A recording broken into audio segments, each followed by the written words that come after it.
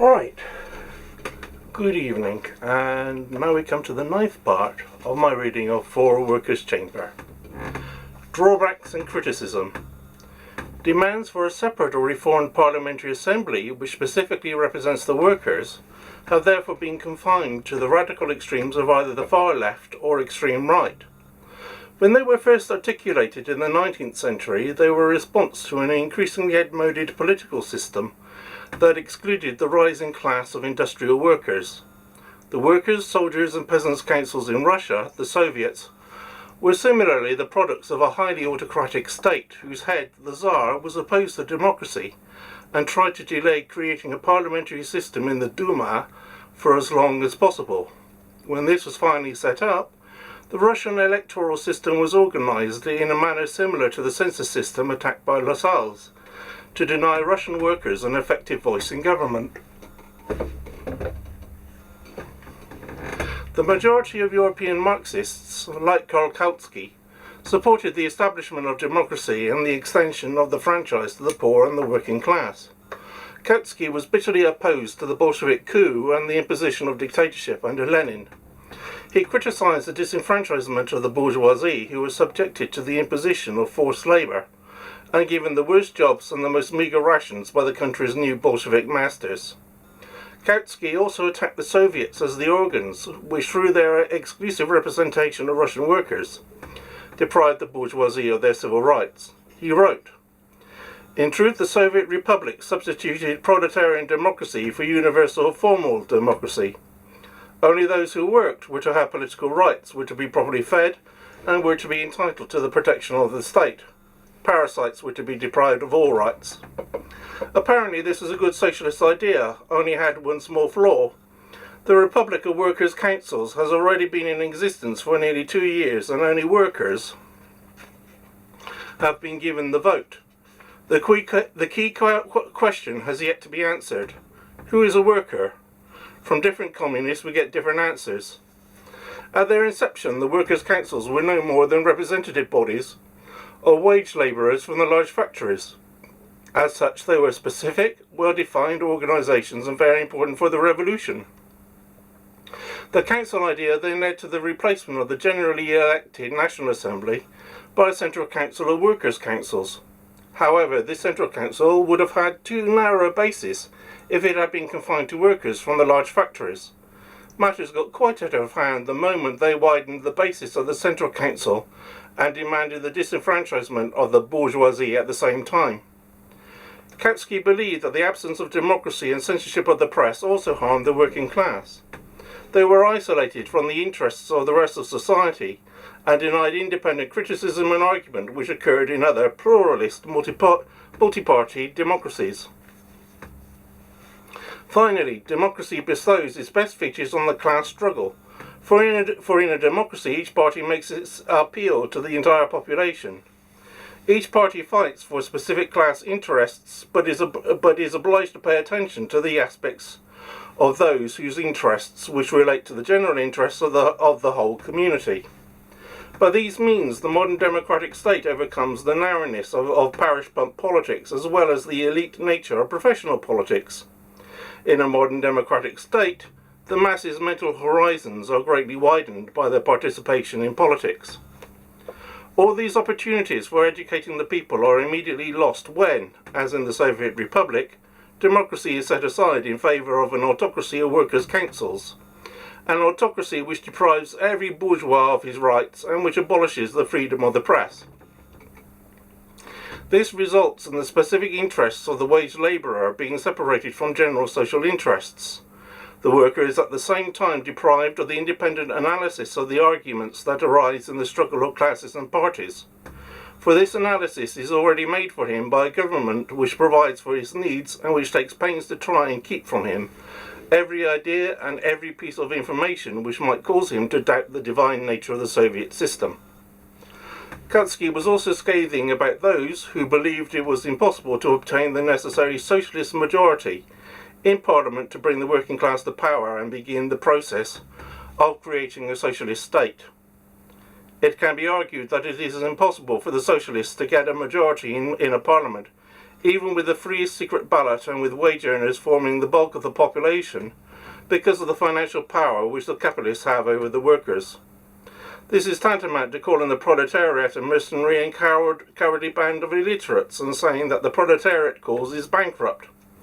If the proletariat really were so pathetic, then no institution, however elaborately contrived, could help it be victorious in the face of its moral and intellectual impotence. While Kautsky's faith in the good sense of the working class and the victory of socialism is encouraging, it is also naive. It was written before the work of Marxist cultural critics like Antonio Gramsci, who analysed the power of the media in reinforcing bourgeois cultural hegemony and presenting capitalism and the power of conservative parties as natural and radical change as fundamentally unacceptable. As early as the 19th century, liberals believed that a free press would have a stabilising effect on society, because of the sociological origin of most journalists in the middle and upper classes. These writers would have no interest in propagating radical ideas that would overturn their position. In the early part of the 20th century, political parties put their funds into particular papers as a way of increasing their influence. Between 1911 and 1915, the Unionist Central Office secretly provided funds to the Standard, Globe, Observer and Pall Mall Gazette. A group of conservative businessmen under the Duke of Northumberland in 1924 bought the Morning Post. Lloyd George also arranged for the Daily News to be purchased for the Liberals by the Cadburys in 1901, and the Daily Chronicle to be bought by a syndicate under Dale using money obtained through the sale of honours, after being laundered through the Lloyd George Fund. The Labour coalition government of 1924 was attacked as a Russian-backed communist threat by the press, which included the notorious forgery, the Zinoviev letter, as proof Labour were under the control of Moscow. This incident has been widely credited with losing Labour the 1926 election. In Britain, the press was increasingly bought by large industrial conglomerates, which frequently donated to the Tory party. Rising production costs and the difficulty of left-wing papers to find advertisers resulted in the press becoming more right-wing during the 20th century. By 1987, the Conservatives enjoyed the support of 74% of the daily papers, but had only 42% of the vote. The papers were instrumental in attacks on the unions and the left wing of the Labour Party. They generally supported and reinforced the main planks of capitalist ideology: private enterprise, the free market, profit and property rights. At the same time, they also provoked outrage of various public enemies ranging from youth gangs, muggers and football hooligans to student radicals and militant trade unionists. By focusing on political and state office, the newspapers served to conceal the power of capital and industrial and financial elites. The form in which the news is reported also has a role in reinforcing the capitalist order as natural, as it presented political and economic events as occurring in isolation. Not all of the supporters of workers' councils saw them as an alternative to democracy. Kurt Eisner, the Bavarian Prime Minister during the German Council Revolution of 1919, wished to reconcile parliamentary democracy with the new councils. Eisner told a meeting of representatives of the German states in November that the workers' and soldiers' councils must remain the basis of the whole movement, and in the south the peasant councils too, which in the east would be the agricultural labourers' councils.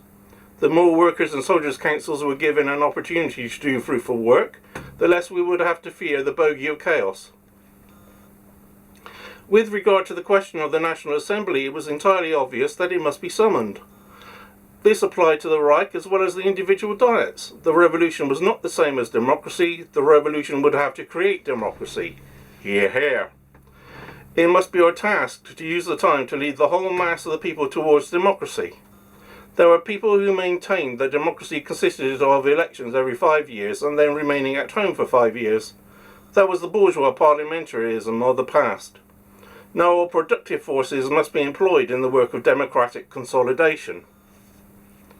In a speech to the Executive Committee of the Berlin Workers' and Soldiers' Councils, he declared, "The revolution is not democracy, but we'll have to create it. Everywhere, workers' and soldiers' councils must form the basis of the new development. The National Assembly can and must only be summoned when the workers', soldiers' and peasant councils have developed to such an extent that the new spirit permeates everything.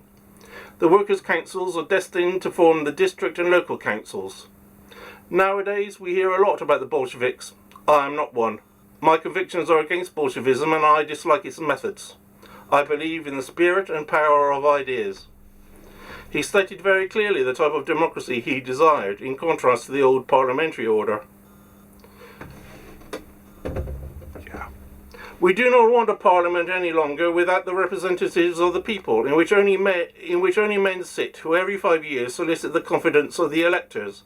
But we desire a parliament backed by the whole people. I have an unshakable confidence in the people. Most of the soldiers' councils in Germany were moderate in their political opinions and determined to maintain the traditional situation. This was recognised by Landsberg, a right-wing social democrat, who remarked to a cabinet meeting in 1919, "The soldiers' councils have also been very useful. It is true that the political revolution has brought a fair number of fools into the arena, but the prejudice about the workers' and soldiers' councils in general are not valid. Without their authority, we would have been unable to save the ship of state."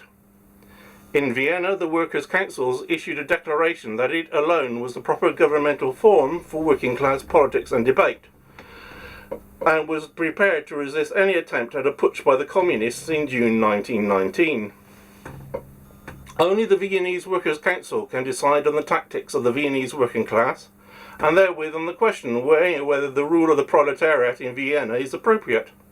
The Workers' Council is the place where the differences of opinion within the Viennese working class must and will be discussed.